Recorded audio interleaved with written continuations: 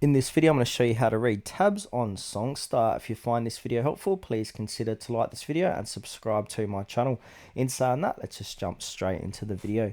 Okay, so what we need to do is open up Songsterr and sign into your account if you need to.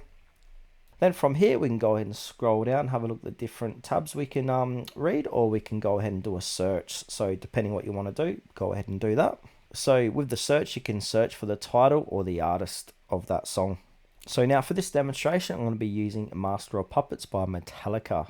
So from here, we need to go ahead and understand the layout. So Songster shows guitar, bass, drums tab in a standard formula. So we got 6 horizontal lines, which equals guitar strings. So top line equals high E, bottom line equals low E. Number of lines equals frets to press, and rest and timing. So spaces between numbers indicate the rhythm, so songs to play in real time. For the bass, there are 4 lines, each representing a string. Drum tabs use single symbols like X for cymbals or 0 for toms, etc.